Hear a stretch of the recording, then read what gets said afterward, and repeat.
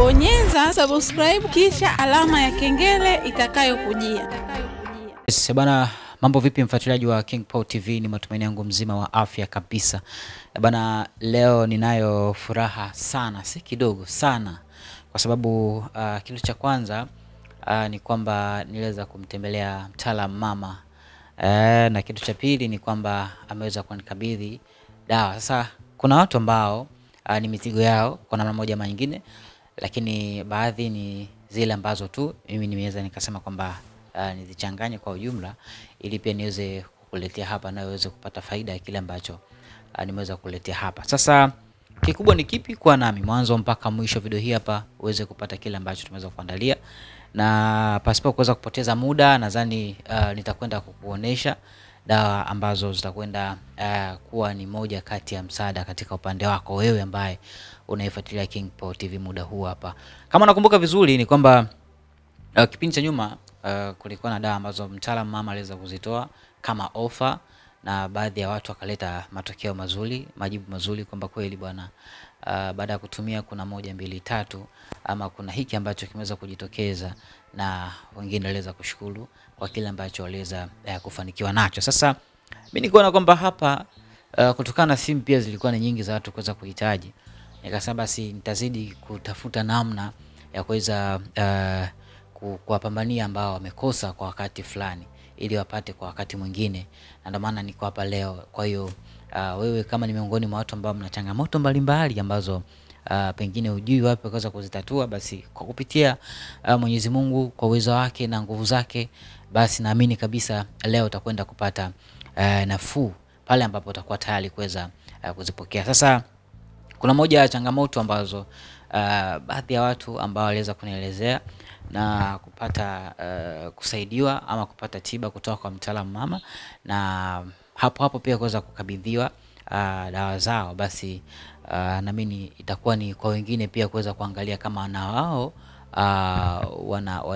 wana matatizo kama ambayo labda hawa ndugu zangu ambao waliweza kunitafuta, kama nafanania ama ni tofauti, nao pia ni nafasi ya kuweza kuangalia ni namna gani ya kuweza kutatua. Sasa moja kati ya vitu ambavyo nimeweza kukumbana navyo sana ni katika upande wa ndugu zangu, wanaume wenzangu.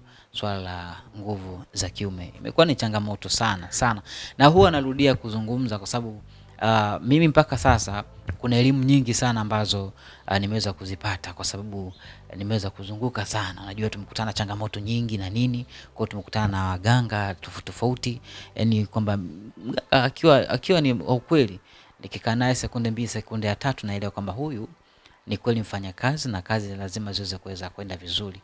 Na nikikaa na mganga ambaye anajiita mganga, nikikaa naye sekunde kadhaa, dakika kadhaa, najua bisa kwamba hapa hamna kitu. Sasa kuna elimu kubwa ambayo nimeweza kuipata kutokana na kuweza kuzunguka huku na kule, kuwasaidia watu kwa namna moja ama nyingine. Maana kuna sehemu nyingine ambazo nilikuwa nawapeleka watu, of course walikuwa napata tiba, lakini hali kidogo zilikuwa ni ngumu, lakini pale ambapo nimeweza kunasa kwa mtaalamu mama, naamini kabisa kutokana na watu wengi wameweza kuleta majibu mazuri, na ndio maana pia nimezidi kupata elimu na kupata mambo mapya kila siku, na napokaa naye nakuwa naelekeza kwamba 1 2 3 hii inakuwa hivi, hii inakuwa ni kwa sababu hii na hii na hii. Kwa ukiona mtu ana changamoto hii na hii, basi jua kwamba kuna tatizo fulani. Sasa kwanza kabisa kuna hili ambalo nimeweza kulizungumzia, swala la nguvu za kiume kwa upande wa wanaume wenzangu kuweza kushindwa kushiriki tendo vizuri ama ipasavyo kwa kukosa nguvu za kiume. Hii inatokana na sababu mbalimbali, lakini kwa sababu na muda na pia bado tuna dawa ambazo natakiwa tuweze kuzielekeza hapa, basi itabidi tukimbizane kidogo. Kuna namna ambayo mtu inampelekea kuweza kukosa nguvu za kiume, hasa tukiangalia katika upande wa ushirikina. Unajua kukosa kwako nguvu za kiume, kwako wewe mwanaume ambaye unanitazama, mwanaume mwenzangu, kukosa kwako kwa nguvu za kiume kuna uwezo wa kusababishwa na nguvu za kishirikina, lakini pia kuna uwezekano wa kusababishwa na vyakula ambavyo tunakula kila siku, lifestyle, mtindo wa maisha ambao wewe unaishi. Lakini pia kuna namna tu ya magonjwa haya hapa na pale. Najua kuna magonjwa makubwa ambayo yanasababisha pia kupelekea kwa ukosefu wa nguvu za kiume, mfano kisukari. Pia naamini wataalamu mnaelewa hili jambo. Sasa kuna sababu tofauti tofauti. Sasa kufahamu kwamba hii sababu imeanzia wapi ama imesababishwa na nini, kwanza kabisa napenda kuwashauri kwamba lazima kwanza kujiridhisha kwanza hospitali, and then ukapata ushauri wa kitaalamu katika upande wa afya, upande wa hospitali. Ukaona kwamba hakuna tatizo lolote, basi jua kwamba kuna changamoto. Kuna baadhi ya wale ambao wana changamoto za kishirikina. Mfano, unaweza kuwa na mtu katika mahusiano mkaja kuachana. Mwingine anaweza akaachana wewe kama umefurahi, kumbe bado hajaridhika. Kwa anaweza akakufanyia namna yote ile kwamba wewe utakapokwenda kwa mwanamke yote yule, basi utakuta maumbile yako kunywea ama kukosa hamu kabisa. Lakini pia kuna namna ambayo mwingine anatesekana nayo sana kupitia ndoto. Kuna zile ndoto mtu anakuwa anaota anafanya mapenzi na mtu ambaye anamfahamu ama mtu ambaye asiyemfahamu, ama sura saa nyingine anaweza kaja ndugu yako wa karibu. Lakini pia kuna wale ambao inapitiliza, mtu anakuja kuona sura ya mzazi wake, lakini mwingine atakutana na sura dadake. Kwa namna moja ama nyingine, nadhani kuna baadhi ya watu ambao wanapitia changamoto kama hizo. Hasa zile ndoto pia zinakuwa ni sababu kubwa ya wewe kuweza kukosa nguvu za kiume, kwa sababu tayari unakuwa umeweza kutawaliwa na jini mahaba. Jini mahaba ni jini ambaye yeye akimvaa mwanadamu, basi atakuwa kwa ajili ya kuweza kumtumia tu katika masuala ya ngono. Yaani sababu kubwa ya kuweza kukuvaa wewe ni kwa ajili kwanza ya matamanio. Na matamanio yanatokana vipi? Kuna namna ambayo jini mahaba anakuwa anavutiwa na mwanaume au mwanamke kuweza kumuingia. Kwa mfano sana sana kuweza kujiangalia kwenye kioo ukiwa mtupu, si vizuri kabisa. Wadada pamoja na wanaume, unajua kuna wengine huwa wanajikaguaga sana. Sasa inakuwa si vizuri. Kwa unapokuwa unajiangalia vizuri katika kioo chako, uko mtupu na nini, jua kwamba kuna baadhi ya viumbe ambao huwa wanazunguka tu. Sasa akakugumia ama akakukuta wewe, sasa ndio kipindi unajitazama na yuko pale akatamani maumbile yako, basi lazima aweze kuingia katika mwili wako na kuweza kuwa na namna ya kuweza kukutumia katika swala la ngono. Kwa hiyo kuna yule ambaye anakuja yeye mwenyewe na kuna kutumwa pia. Sababu jini mahaba kuna wale wa kutumwa, yani kwamba mtu anakukusudia kwamba huyu awe na jini mahaba. Jini mahaba, wewe nenda kwa fulani, nenda kwa Asmani, nenda kwa Juma, nenda kwa Johnson, kakae katika mwili wake, muendeshe katika mapenzi. Hautoweza kufanikiwa kukaa na mwanaume au mwanamke kwa muda mrefu kabisa. Yaani kwamba wewe swala la mahusiano, mapenzi kwako itakuwa ni changamoto kila siku. Unaweza kukaa na mtu ambaye kuona kabisa kwamba hapa kutakuwa na ndoa, lakini dakika za mwisho unajikuta kwamba hakuna kitu chochote na unapoteza kila kitu. Umeona Lakini sasa kuna namna kuweza kujizuia. Katika upande wa mwanaume utajikuta sasa kuna hali ambayo sasa napelekea hata wewe kuendelea kupoteza zile nguvu, kwa sababu jini mahaba na kawaida kuwa na wivu mkubwa sana kuliko hata binadamu wa kawaida. Jini anakuwa na wivu wa hatari, na ndombana anakufungia hata riziki zako. Yaani kupata pesa, kupata kipato inakuwa ni ngumu, kwa sababu muda mwingi anatamani kuweza kukaa na wewe aendelee kukutumia.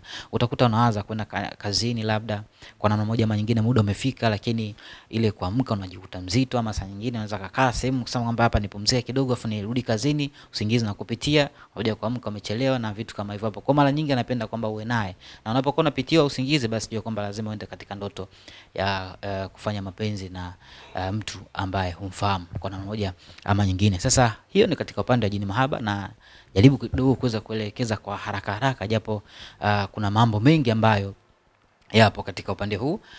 Lakini pia kuna ile namna ambayo mtu anakuwa anakukusudia ama anakurogezea kwamba wewe yani isiweze kusimama pale ambapo unakutana na mwanamke mwingine. Ndio kama ambavyo nimeweza kuongea hapo mwanzoni kwamba unaweza kuachana mtu, lakini mkaachana kwa wema ama kwa ubaya, mwanzako bado siliziki anaenda kukufanyia kitu fulani. Kwa hiyo mwisho wa siku napelekea wewe kuweza kukosa nguvu za kiume. Kwa hiyo cha kwanza zingatia, hakikisha umeweza kujipima kwa wataalamu hospitali, halafu kaona kwamba hamna tatizo lolote, basi jua kwamba hapo kutakuwa na tatizo ambalo lipo katika upande wa shirikina.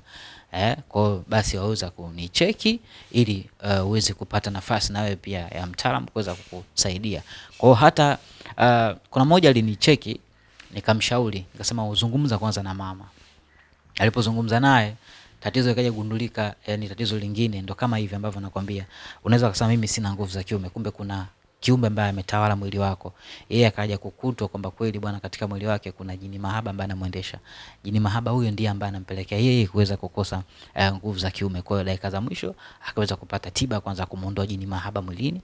Baada ya hapo ndipo kuweza kupewa dawa ya kutumia kwa ajili ya kuweza kurudisha ama kurejesha nguvu ambazo zilikuwa zimeathirika. Na uzuri wake pia, kuna wengine ambao jini mahaba kitoka mwilini basi kwamba atajikuta yuko sawa kabisa, anakuwa vizuri kabisa hata pasipo kuweza kutumia dawa ya kuweza kuongeza nguvu za kiume. Kwa hiyo kuna namna ambayo wewe unahisi kama huielewi, basi waweza kunicheki pia kwa namba za ofisi hapo, na nitakupokea kuweza kukusikiliza, na pia nitaweza kukupatia nafasi ya kuweza kuzungumza na mtaalamu mama.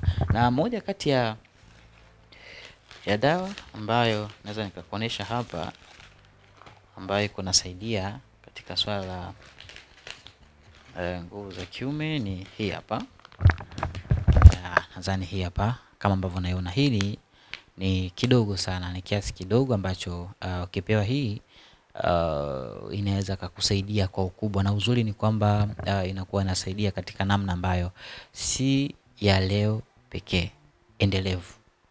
Hii ni mizizi ambayo mizizi hii ukichemsha na ukanywa, basi jua kwamba kuna namna ambayo wewe utakwenda kubadilisha. Lakini kama hauna hiyo changamoto jini mahaba, labda tu kuna mtu kakufanyia ubaya, lakini si hii peke yake, kuna namna ambayo mtaalamu mama anakuwa anaifanya.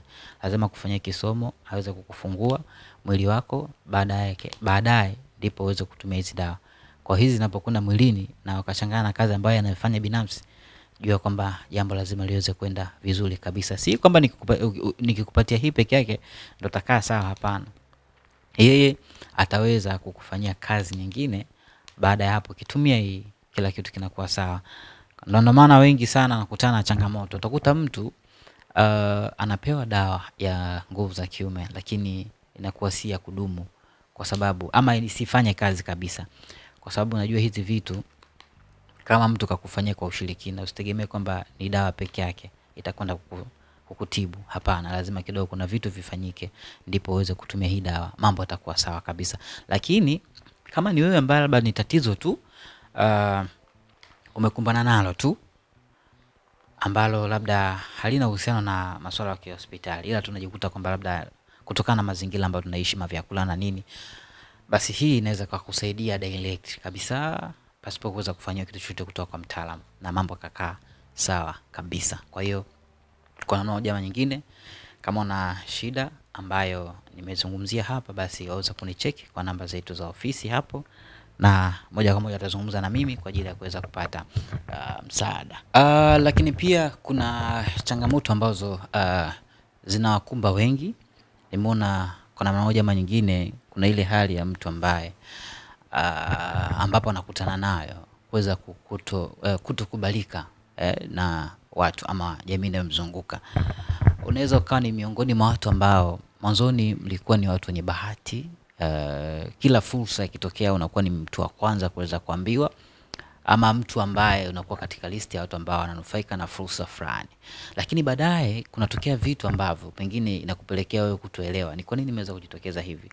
Hapo ndipo ambapo tunakuja kuzungumzia swala la kuchafukwa kwa nyota.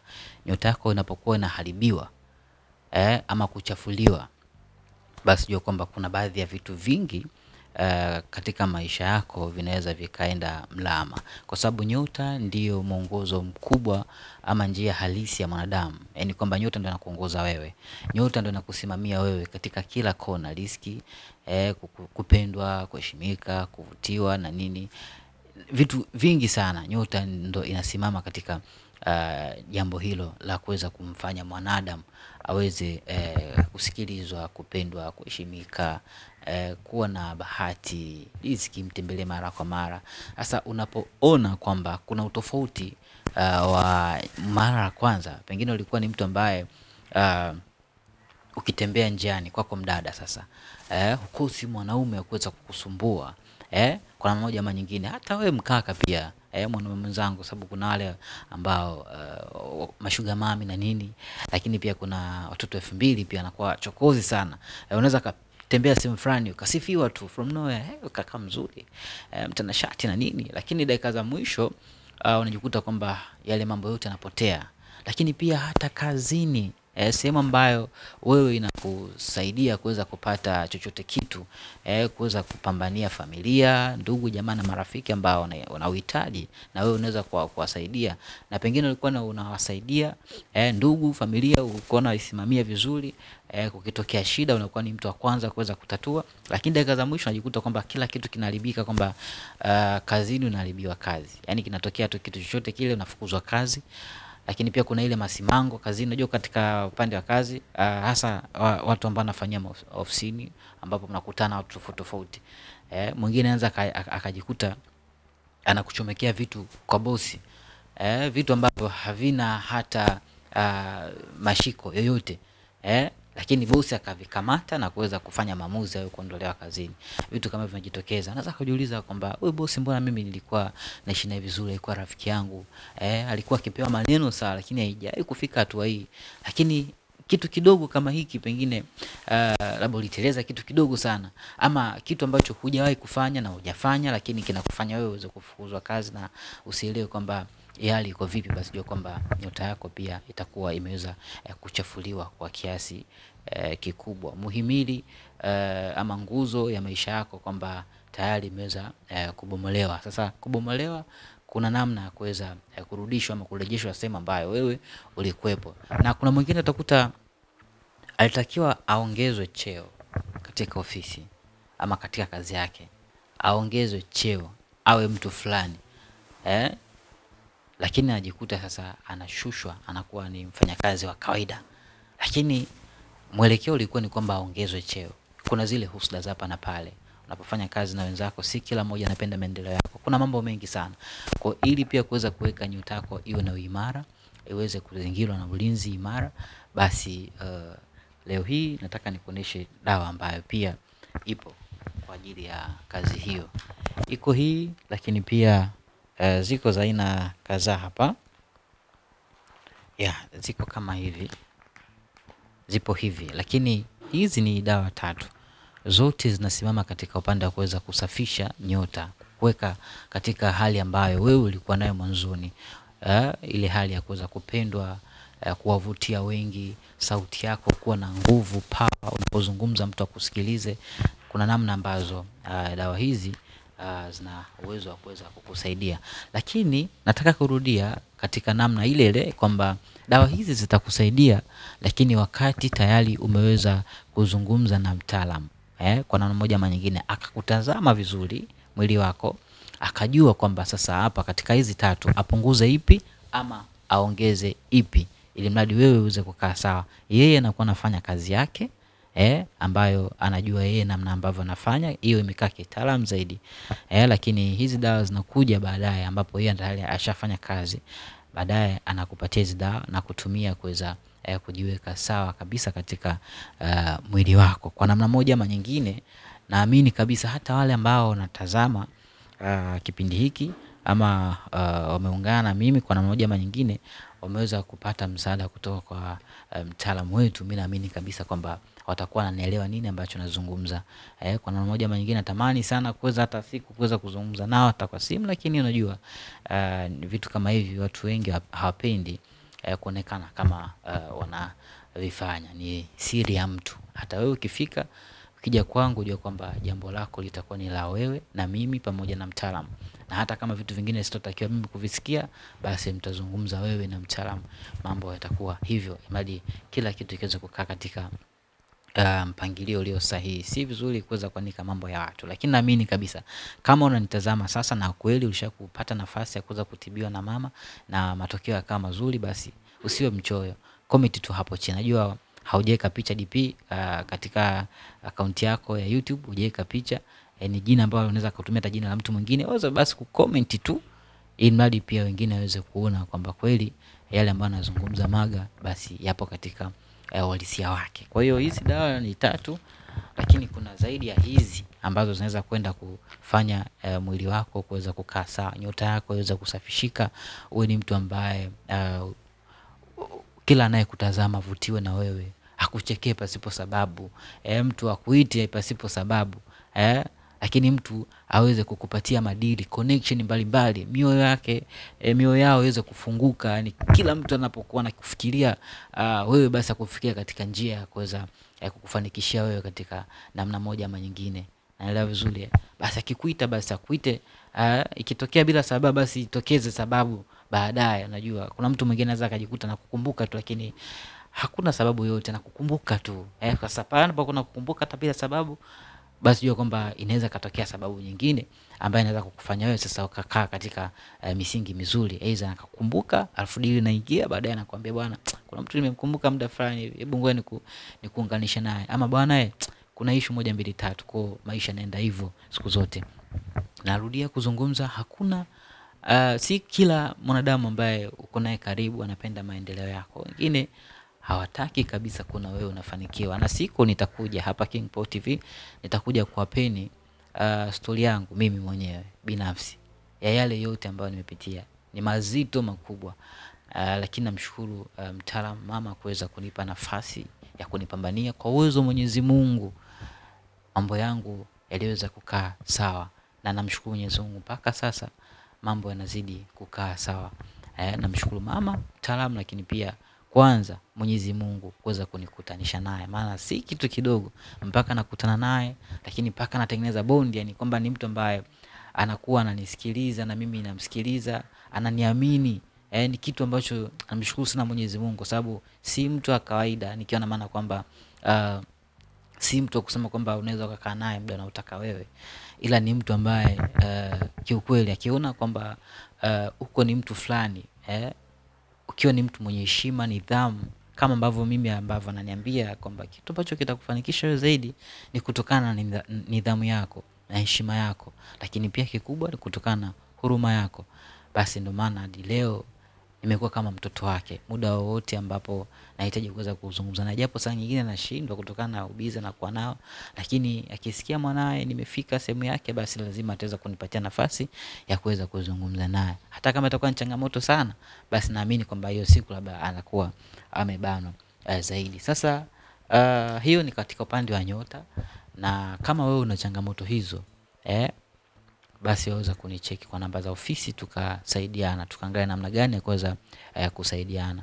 Lakini katika upande ule ambao nimezungumzia, katika upande wa nguvu za kiume, kuna wanawake ambao wanakosa pia hamu ya tendo. Yes, kukosa hamu ya tendo, ama muda mwingine kukosa lugha ngumu kidogo, lakini kukosa ile hali ya kuwa tayari kuingiliwa. Yani kwamba maumbile yanakuwa tayari, si makavu. Kuna namna fulani hivi, nadhani utakuwa umenielewa. Kwa hiyo kuna uwezekano wa kuweza kupatiwa tiba na ukakaa vizuri kabisa. Lakini pia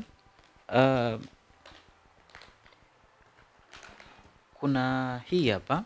Hii ni kuoga pamoja na kudekia, kuondoa nuksi, kuondoa mikosi. Lakini pia kama kuna wabaya ambao huwa wanaingia nyumbani kwako pasipo kuweza kufahamu kama huyu mtu amekuja hapa aidha kwa lengo fulani ambalo ni baya, basi jua kwamba hii moja kwa moja inakwenda kumtandika, inakwenda kumchakaza, yani yeye mwenyewe. Hii nikiwa na maana kwamba hii inasimama katika upande wa kinga ya mwili, lakini pia kinga ya nyumba. Ndio maana imeandikwa hapa kuoga pamoja na kudekia. Yani kwamba una uwezo kuoga, kujikinga mwilini, lakini pia kudekia ndani. Kwa nadhani kudeki, nadhani kwa hii ni lugha kidogo kwa upande wetu Tanzania tunaitumia. Sasa sijajua katika namna nyingine, lakini ile kufutia ndani na maji.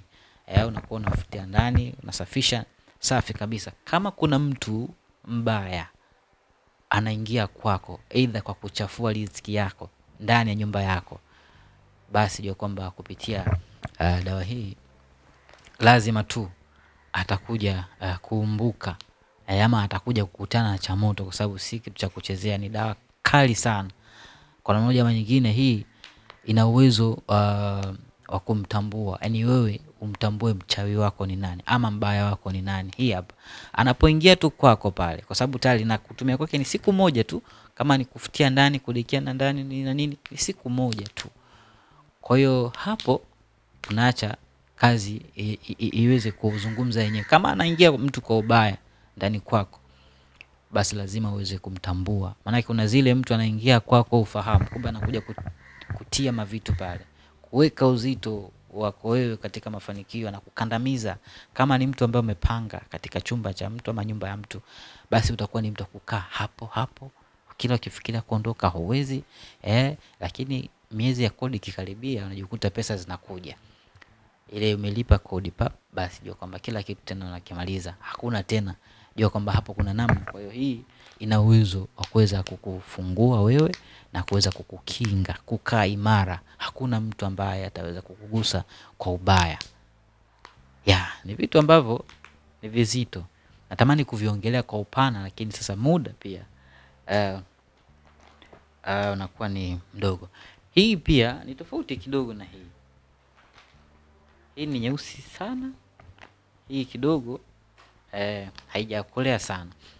Hii ni kwa ajili ya kuweza kuweka ulinzi katika vitu mbalimbali. Mfano, wewe una usafiri, una gari lako ambalo unazunguka nalo kwa ajili ya kuweza kujitafutia riziki za hapa na pale. Lakini sasa kuna zile utakuta mtu unapata ajali from nowhere. Yaani unajikuta tu umevaa mti ama nini. Yaani kwa namna yote ile unajikuta hauko sawa. Kuna watu utakuta mtu anaweza kukumbana vitu barabarani pasipo kujua imekuwaje. Yaani hajui chochote, japo ajali ni ajali. Kwa hiyo hii, kama kutakuwa na ushirikina ambao labda umewekewa, ama hiyo siku umenuia, ama uko barabarani umetegeshewa, ama licha lakini kwa kumalizia, kwa sababu nimezungumza kidogo vitu vya haraka kidogo, kama utakuwa na swali la ziada tafadhali utanicheki, tutaweza kuzungumza vizuri zaidi na mimi tutaelezana mambo kwa kina zaidi. Elimu ambayo nimeipata kwa mama ambaye anazidi kunipa kila siku, mimi naona nisiweze kubakiwa nayo mwenyewe kichwani. Lazima tuweze kugawana. Japo katika upande wa tiba ni yeye mwenyewe ndiye ambaye anahusika. Kwa hiyo kuna hii hapa ambayo hii kazi yake kubwa ni kuweza kufukuza viumbe wachafu ndani. Kuweza kufukuza viumbe wachafu ndani. Utakaje na viumbe wachafu? Na pengine wewe mwenyewe unakuwa ufahamu kama kuna viumbe vichafu ndani mwako. Kwa dalili nyingi, kuna zile ndoto ambazo mtu za kujirudia, ndoto ambazo zielewelewi. Aidha kama unakimbizwa na watu ama nyoka, sababu zinakuja ndoto za aina fulani ambazo kiukweli zinakuwa kama za kutisha na nini, zinakuwa haziko katika mpangilio pia. Kwa hiyo ukiwa unapata ndoto za hovyo sana, ama ndoto ambazo zinakupelekea mtu kuhisi kwamba labda kuna mizigo unabebeshwa, hujui ni mizigo gani, lakini pia kuna namna ama kuna kitu fulani ambacho pia huwa kinaonekanaga sana. Kama ushakutana hichi kitu, yani utakuta ndani mko wawili ama watatu, lakini kuna muda pengine uko peke yako, ama sawa mko wawili watatu, lakini kikafanyika kitu ambacho kila mmoja atajua kwamba ni mwingine ndo kafanya, ama fulani kafanya. Ama mnaweza mkakaa sebuleni mkajikuta kama kuna kitu kimepita na nini. Yaani kuna vitu ambavyo vinakuwa kama namna ambayo haielezeki sana, ila kuna namna tu mtu unahisi kwamba hiki kitu si cha kawaida. Mbona kama nimehisi kuna mtu kapita, ama mbona kama nimeona kivuli, ama mbona kama nimeona hivi, ama unaweza kusikia sauti za ajabu kwa namna yote ile. Ama pia utakuwa kama ndo unalala peke yako, unaweza kahisi kwamba mtu ameingia chumbani kwako, ameweza kukaa karibu na wewe. Unaweza kahisi kabisa kwamba mbona kama nipo karibu na mtu na kuna mtu karibu yangu na nini. Ushaelewa vizuri, lakini kurudisha ile fahamu katika asilimia zote unajikuta kwamba uko peke yako. Kwa hiyo kuna namna ambayo wewe utakuwa unaishi na viumbe wachafu ndani mwako, ambao viumbe hao si wema. Japo kuna viumbe wengine ambao wanakaa kwako na si wabaya, ni wazuri, lakini kwa wale wachafu kama uko nao ndani ya jumba lako, ndani ya mji wako, jua kwamba kwa kuchoma dawa hii na manuizi, basi kutaweza kuwakimbiza ama kuwafukuza wote. Na wao pia wanafunga riziki kwa kiasi kikubwa sana, kwa sababu ukikaa na vitu vichafu ndani mwako, wao unafanya ibada, wao wanakuja kuvuruga. Jua kwamba hapakaliki kitu hapo. Wao unapambana kujisafisha, wao wanakuja kuchafua. Jua kwamba hauwezi ukasogea mbele, na hata kama utasogea basi kwa kiasi kidogo sana. Kuna mmoja ama nyingine nadhani kwa haraka utakuwa umeweza kunielewa kwenye hii dawa. Kama unaishi na viumbe wachafu pasipo kujua, basi jua kwamba hii moja kwa moja itakwenda kuwafukuza, na wataweza kukuachia mji wako pasipoweza kuzuru kwa aina yoyote, wataondoka wenyewe.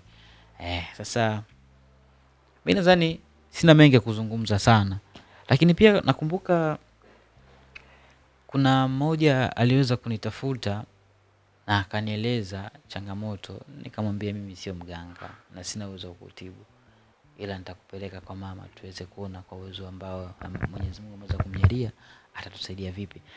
Kuna namna yeye alikuwa ameletea kesi ya bibi yake, kwamba bibi yake anasumbuliwa na vitu kama vinamtembea mwilini, kichwani sana sana.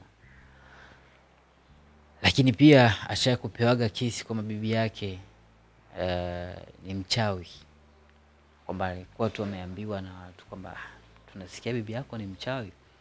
Lakini kwa namna ambavyo yeye aliweza kuishi naye, hakuwahi kushuhudia uchawi bibi yake. Kwa hiyo sasa akatamani kuweza kufahamu, je, kweli kuna uchawi kwa upande bibi yake ama iko vipi? Sasa baada kutazamiwa akaambiwa kwamba mchawi anaweza kutumia sura ya mtu yote kuweza kufanya ubaya kwa mtu mwingine. Sasa mtu mzima ama watu wazima wanakuwa wanatumika sana pasipo wao kuweza kujua. Wanakuwa wanatumika kwa kiasi kikubwa sana pasipo wao kuweza kufahamu kama wanatumika. Yapo vijana pia wanatumika, lakini sana sana wenye umri ambao umeenda. Ndio maana utakuta sometimes hata serikali inapiga vita sana, simtumu mtu uchawi.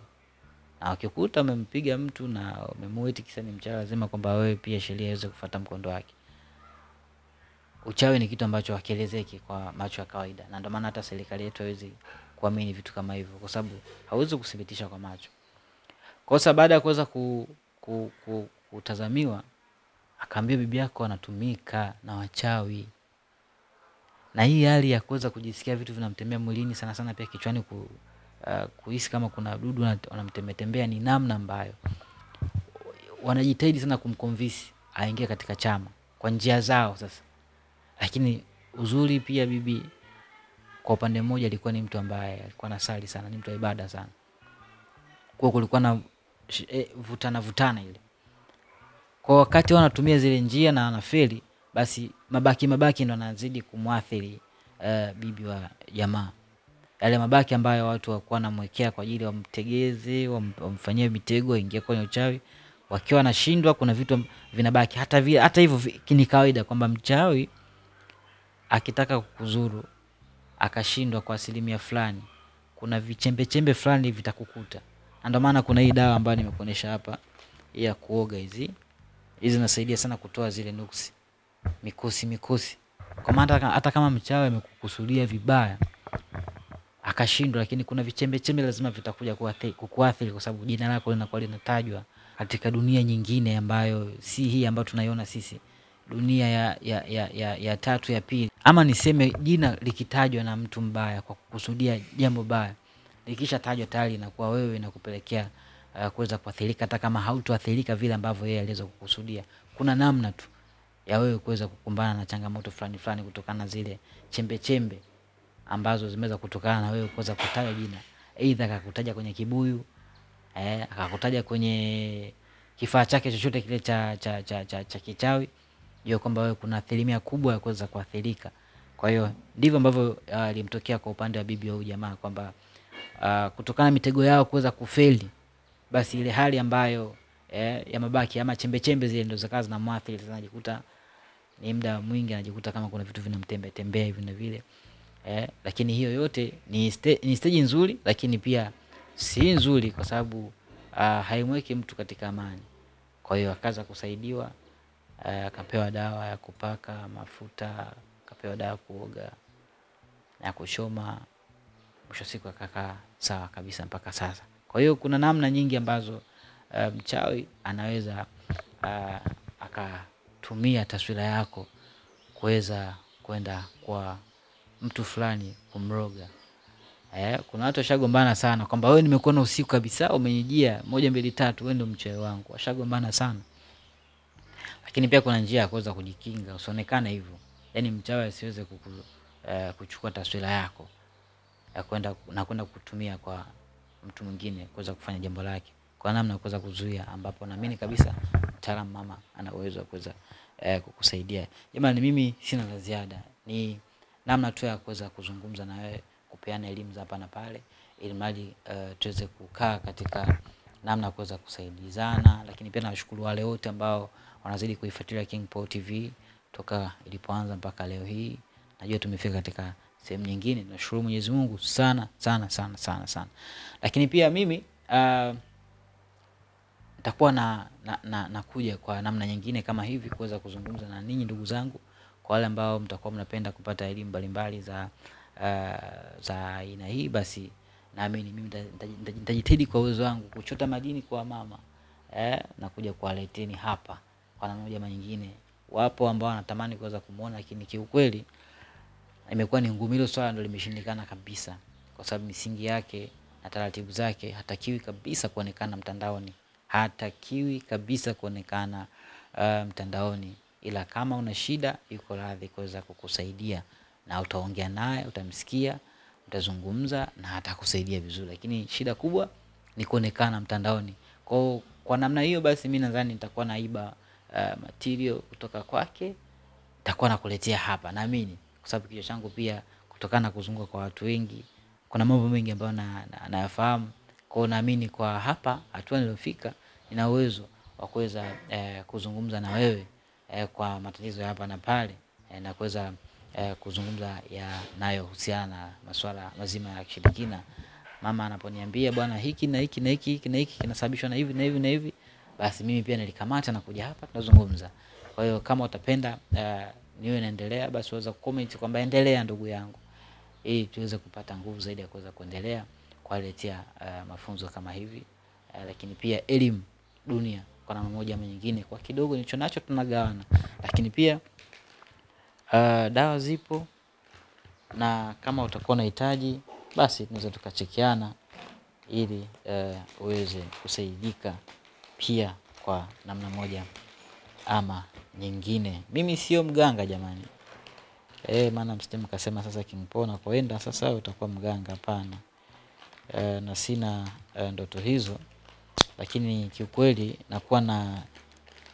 nakuwa najisikia maumivu sana kuweza kuona baadhi ya watu wanapitia katika changamoto, na mimi naweza kupambana sehemu fulani na mtu akasaidika, basi inanibidi nifanye tu hivyo. Lakini yote tuzidi kuomba Mwenyezi Mungu atusimamie, atupe nguvu na afya ya kutosha kabisa. Kuna msemo anasema dunia inabadilisha watu na watu wanabadilisha maisha. Dunia inabadilisha watu na watu wanabadilisha maisha. Kwa namna moja ama nyingine, maisha mbadili mtu na mtu badili maisha. Asante kwa kuwa nami mwanzo mpaka mwisho wa video hii hapa. Mwenyezi Mungu akubariki sana. Hii ni KingPaul TV, the best quality. Yes.